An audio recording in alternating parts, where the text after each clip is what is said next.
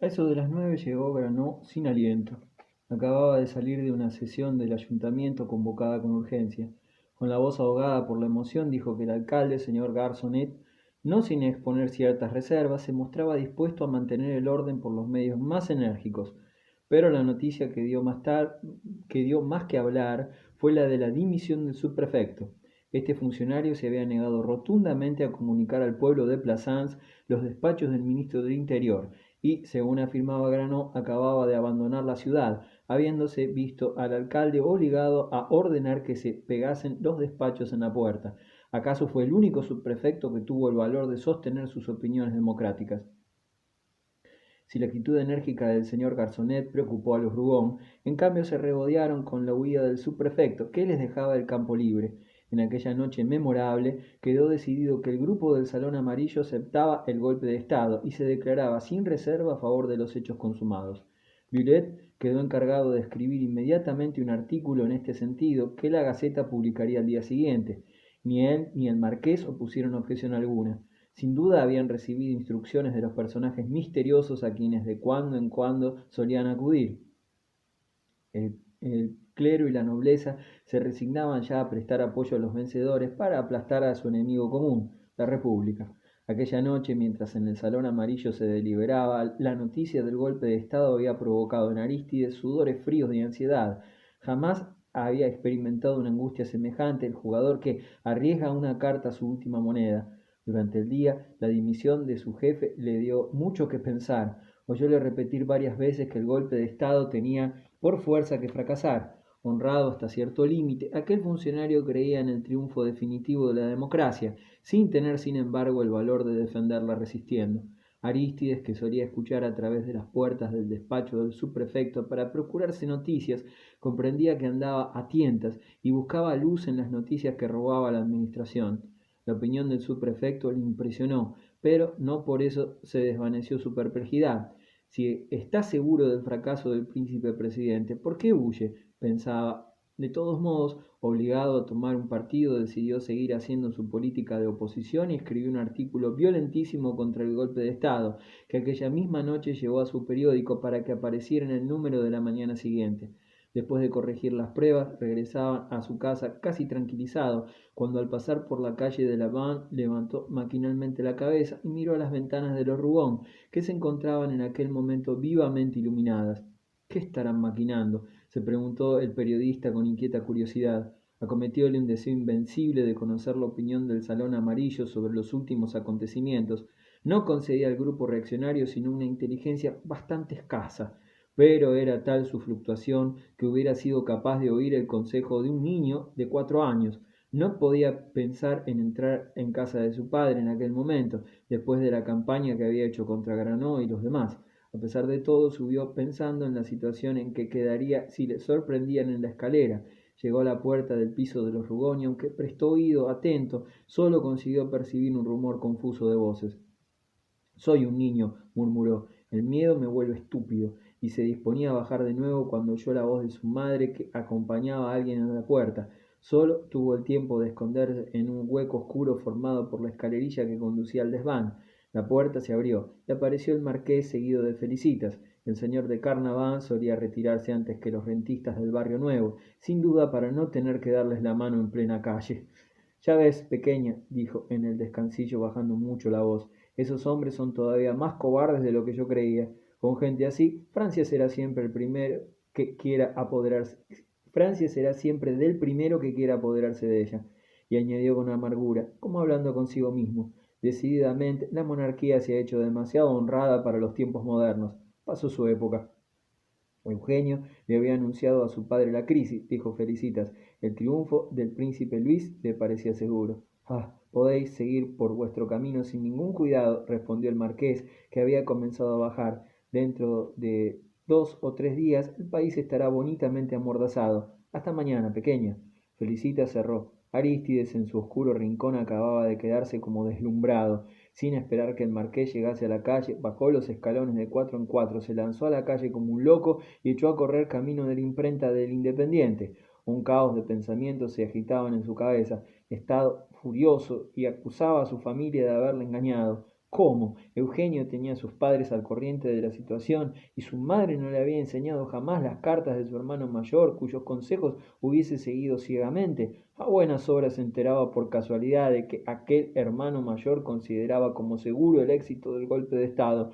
Esto, por otra parte, confirmaba ciertos presentimientos que había desechado por hacer caso del imbécil del subprefecto. Sobre todo, estaba exasperado contra su padre, a quien había creído lo bastante estúpido para ser legitimista y que llegado el momento resultaba partidario de Bonaparte. ¿Y cuántas necedades me han dejado cometer?, murmuraba sin dejar de correr. Qué bonita situación la mía ahora, qué elección. Hasta Granó vale más que yo.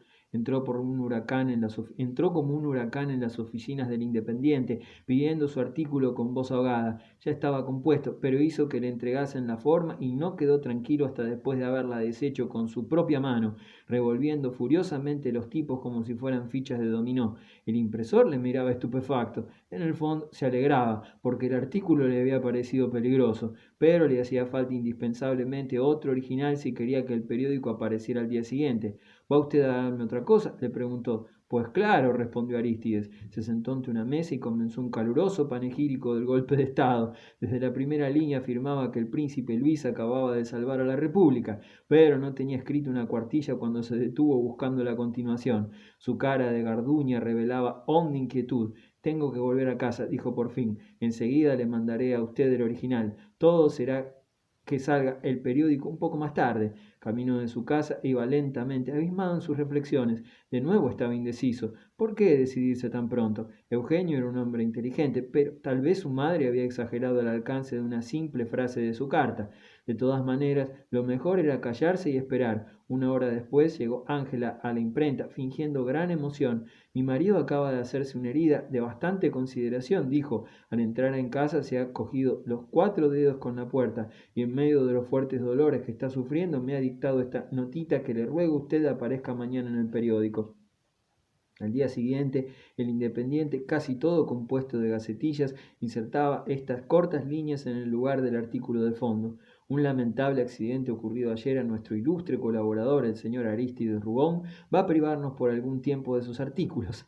En las graves circunstancias que atraviesa el país, habrá de serle muy penoso el silencio, pero ninguno de nuestros lectores dudará de los votos fervientes que, patriota, siempre hace por la felicidad de Francia. Las palabras ambiguas de esta nota habían sido maduramente estudiadas. La última frase podía explicarse en favor de cualquier partido. De esta manera, después de la victoria, Arístides se preparaba una vuelta soberbia al Palenque haciendo un panegírico de los vencedores. Al día siguiente se paseó por toda la ciudad con el brazo en cabrestillo. Cuando su madre acudió muy asustada por la nota del periódico, se negó a enseñarle la mano y le habló con una amargura que iluminó a la anciana. Eso no será nada, le dijo al marcharse, tranquilizada y un tanto burlona. Lo único que te hace falta es descanso. Gracias sin duda al supuesto accidente y a la desaparición del subprefecto, el Independiente no sufrió las persecuciones de que fueron objeto la mayoría de los periódicos democráticos de la provincia. La mañana del día 4 transcurrió en Plasencia en una calma relativa. Por la tarde hubo una manifestación popular que se disolvió solo con la presencia de los gendarmes. Un grupo de obreros fue al ayuntamiento para pedir que se les enterase de los despachos dirigidos desde París al señor Garzonet, el cual se negó a ello con altivez y el grupo se retiró gritando «¡Viva la República! ¡Viva la Constitución!». Luego todo volvió a quedar tranquilo. En el Salón Amarillo, después de comentar largamente aquel inofensivo paseo de los republicanos, quedó decidido que todo marchaba a pedir de boca. Pero los días 5 y 6 fueron más pródigos en emociones. Se supo sucesivamente que se habían sublevado las pequeñas ciudades vecinas, que todo el sur del departamento estaba en armas, que la Palot y San Martín de Bois habían sido los primeros en levantarse, arrastrando a los pueblos de Chamons, Nazers, Pujols, Valqueiras y Vernon. Entonces el pánico comenzó a cundir en el Salón Amarillo. Lo que sobre todo les inquietaba era sentir a Plassans aislado en el seno mismo de la rebelión.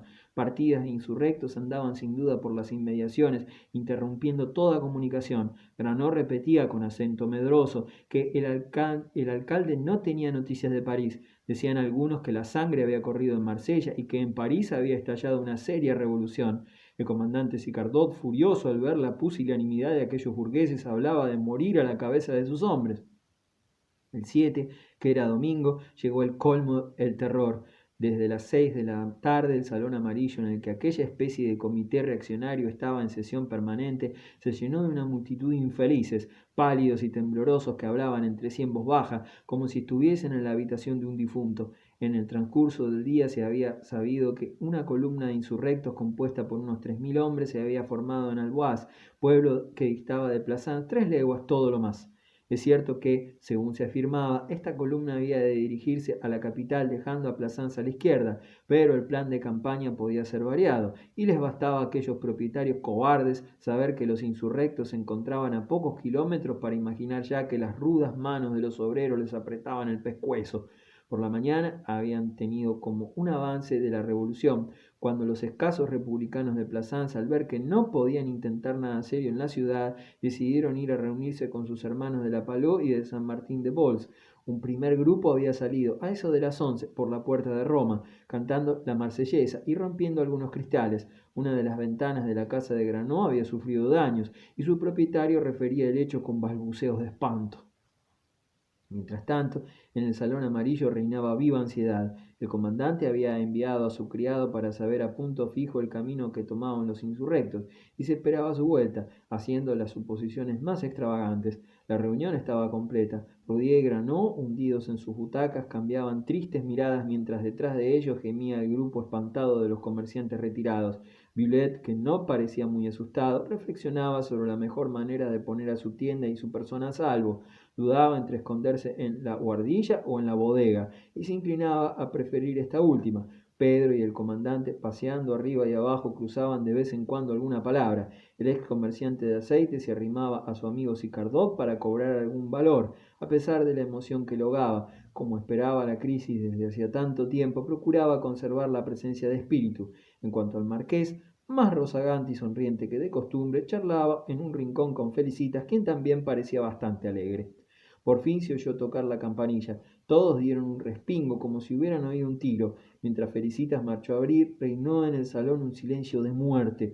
Los rostros pálidos y ansiosos estaban vueltos hacia la puerta. El criado del comandante apareció en el umbral sin aliento y dijo a su amo sin más preámbulo: «Señor, los insurrectos estarán aquí antes de una hora».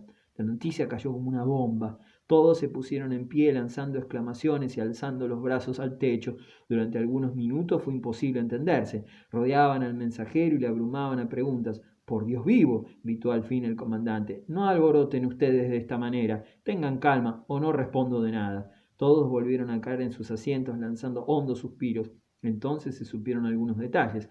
El mensajero había encontrado la columna en la Stulette, que se había apresurado a volver. «Lo menos son 3000», dijo. «Van como si fueran soldados por batallones. Me ha parecido ver que llevaban algunos prisioneros». «¿Prisioneros?», gritaron los burgueses consternados. «Sin duda», interrumpió el marqués con su vocecilla aflautada. «Me han dicho que los insurrectos estaban deteniendo a las personas conocidas por sus opiniones conservadoras». Esta noticia colmó la medida. Algunos se levantaron y se escabulleron, temerosos de no tener tiempo de encontrar un escondite seguro. La noticia de las prisiones hechas por los republicanos pareció impresionar a Felicitas, quien, llamando aparte al marqués, le preguntó: «¿Y qué hace esa gente con los presos?». «Llevarlos con ellos», respondió el señor de Carnavant. «Sin duda los conservan como rehenes». «Ah», respondió la anciana con extraño acento, y siguió observando con gesto pensativo la curiosa escena de pánico que se desarrollaba en el salón. Poco a poco fueron eclipsándose todos hasta que no quedaron más que Violet y Roudier, a quienes la proximidad del peligro infundía algún valor. En cuanto a Granó, se había quedado también en su rincón, porque las piernas se negaban a obedecerle. «Más vale así», dijo Sicardot al contemplar la huida de los demás contertulios. «Esos cobardes hubieran terminado por exasperarme. Están hablando desde hace más de 2 años de fusilar a todos los republicanos de estos contornos y hoy no serían capaces ni de dispararles entre las narices a un petardo de 5 céntimos». Y cogiendo el sombrero se encaminó hacia la puerta mientras decía: «Bueno, el tiempo vuela. Vamos, Rougon».